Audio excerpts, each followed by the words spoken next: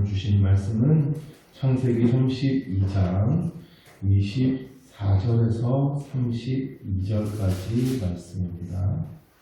저와 여러분 한 절씩 교독하겠습니다. 야곱은 홀로 남았더니 어떤 사람이 나이새로 야곱과 씨름하다가 자기가 부리지 못함을 보고 그가 야곱의 복지관들을 치매 야곱의 복지관들이 그 사람과 영문하더라. 그가 이르되 날이 새려하니 나로 가게 하라. 야곱이 이르되 당신이 내게 축복하지 아니하면 가게 하지 아니하겠나이다. 그 사람이 그에게 이르되 내 이름이 무엇이냐. 그가 이르되 야곱이니라.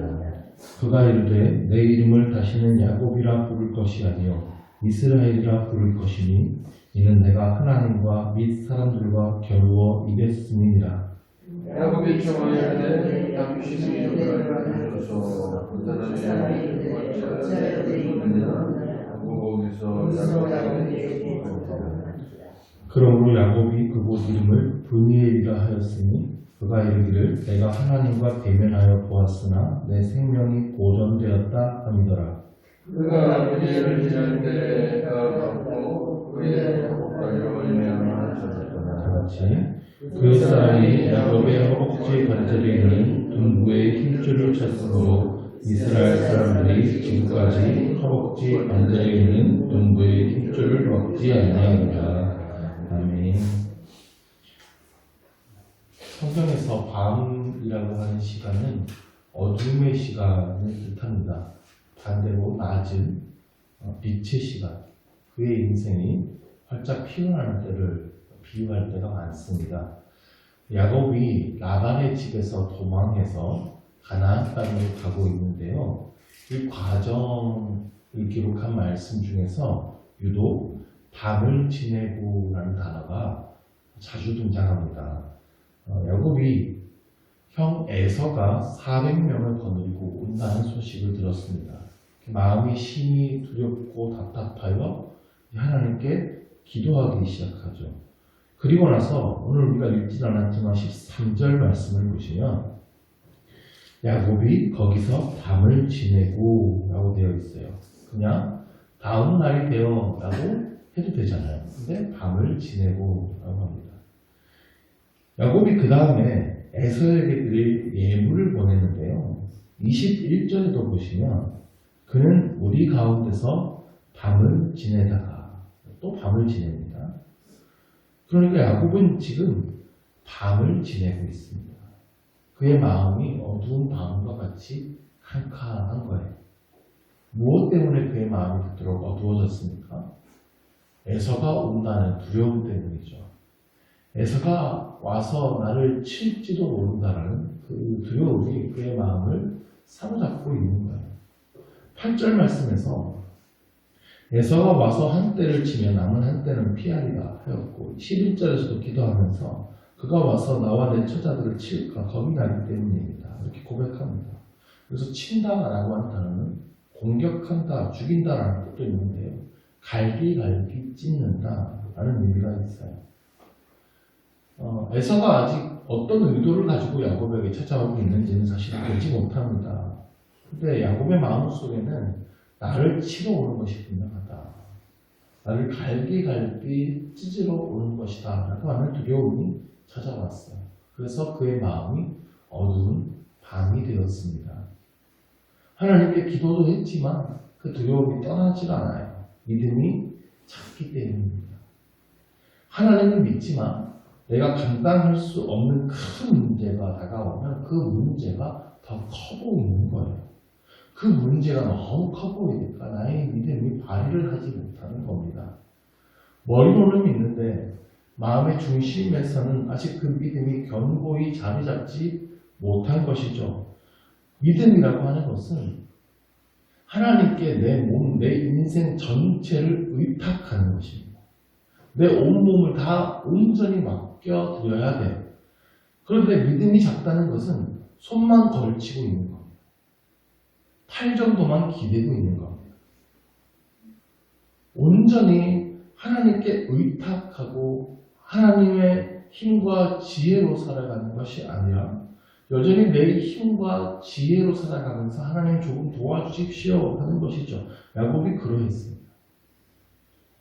믿음이 많이 자라났지만 여전히 큰 위기가 닥쳐오니까 잠깨로 살아가는 야곱 자신의 본 모습이 나오는 것이죠.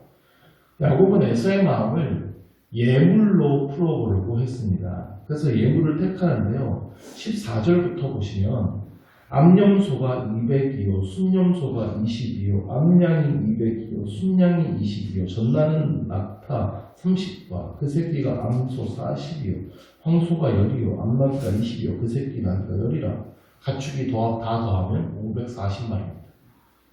어마어마한 양이죠.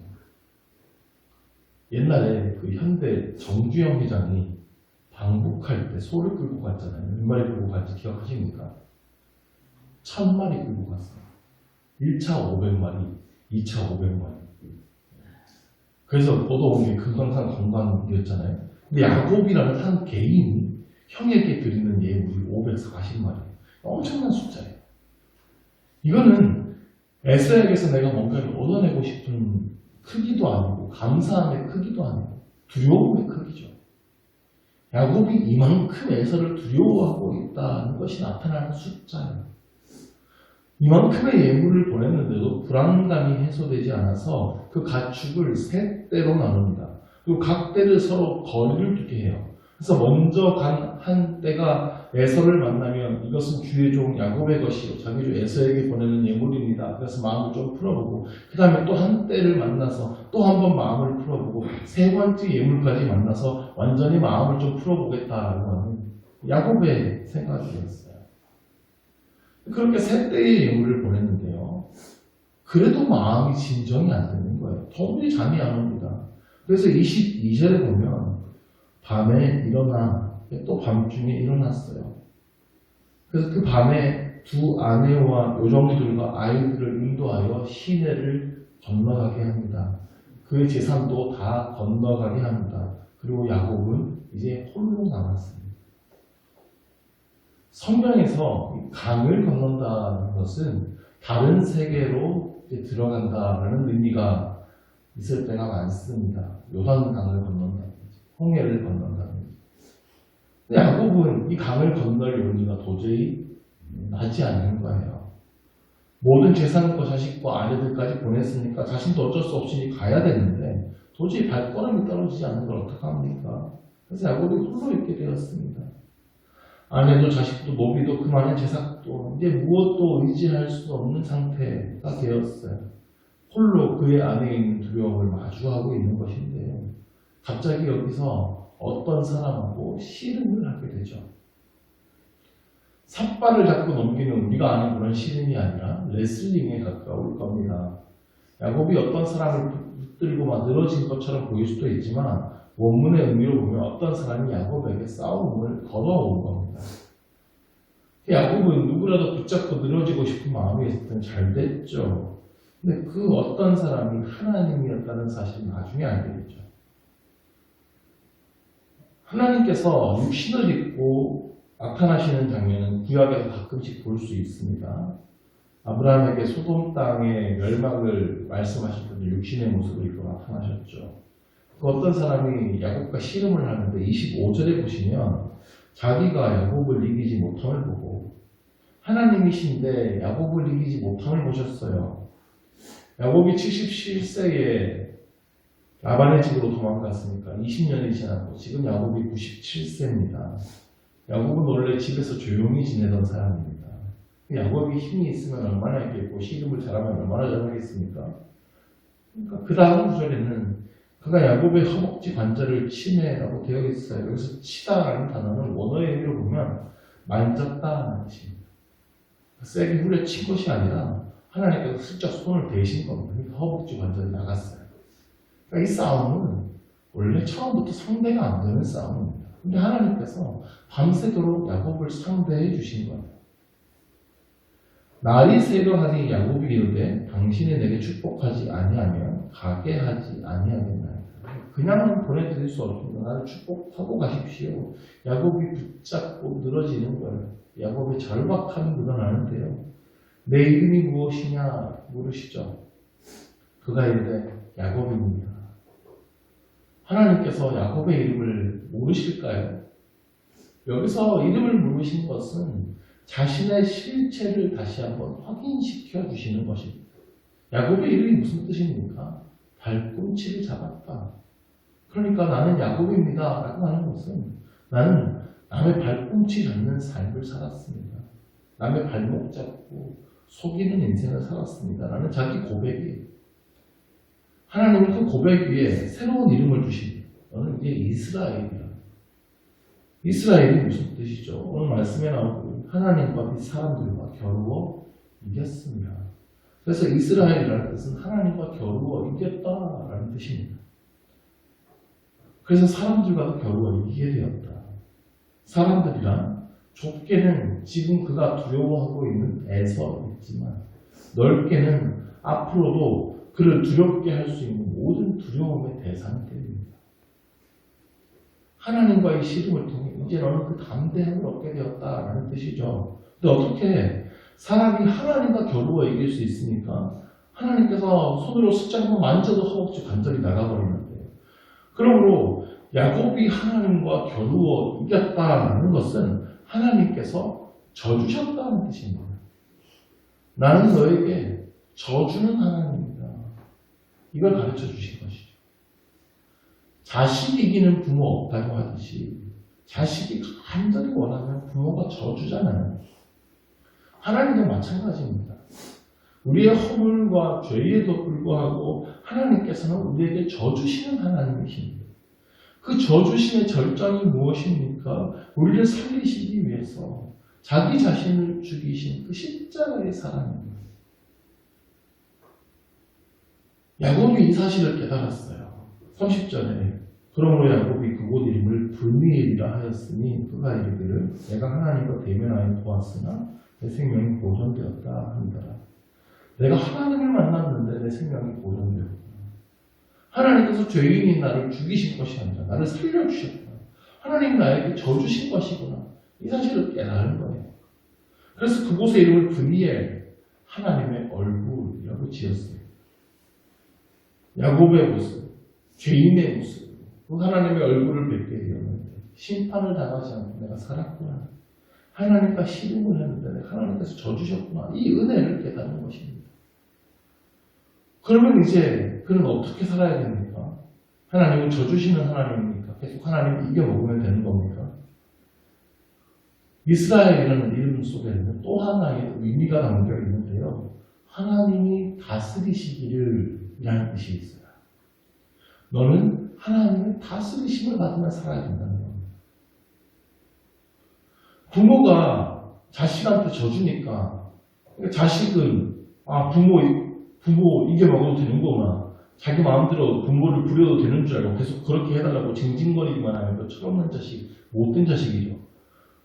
부모가 나한테 져줬구나. 져주시는 은혜를 깨달았으면 이제 그 은혜 앞에 엎드려야 되는 것이죠. 섬김의 종으로 오신 예수 그리스도 앞에 엎드려서 그분을 주인으로 모시고 우리도 그 종의 길을 걸어가야 하는 것이죠. 사람의 고집이라는 것이 정말 질기지 않습니까? 그렇게 살아야 되겠다고 수없이 결단하지만 그 은혜를 잃어버리고 내 마음대로 살려고 할 때가 참 많습니다. 하나님의 다스리심을 벗어나서 내 마음대로 내 힘으로 살아갈 때가 참 많습니다. 그래서 하나님께서 그 야곱의 허벅지 관절을 치신 거예요. 그냥 평생 다리를 절게 되었어요. 너는 이제 너의 힘으로 살아갈 수 없는 사람이다. 하나님의 도우심을 따라서 하나님의 다스리심을 받으며 살아야 한다는 사실을 야곱이 이제 한 걸음 한 걸음을 걸을 때마다 기억하도록 하신 것입니다. 야곱의 자손 이스라엘 사람들도 이 사실을 기억하고자 합니다. 그래서 지금까지 허벅지 관절에 있는 둥부의 힘줄을 먹지 아니하더라. 지금까지란 적어도 창세기가 기록되던 모세 때까지 말하는 거겠지요.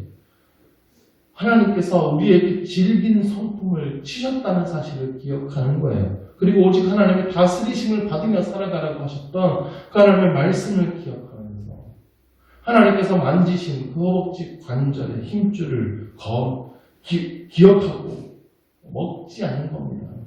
31절 말씀에서 그가 브니엘을 지날 때 해가 돋았고 그 회복다리로 말미암아 절었더라.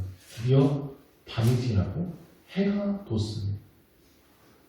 하나님과의 만남을 통해 야곱의 마음에 계속 임했던 그 밤이 지났고 새로운 해가 돋은 거예요. 야곱은 이제 이 밤을 지내면서 다리를 절게 되었지만 그는 새로운 인생을 시작하게 되었습니다. 영광의 상처, 십자가의 그 흔적을 그의 몸에 갖게 된 것입니다. 우리 인생 가운데에도 하나님과의 이런 깊은 만남이 있게 되기를 간절히 원합니다.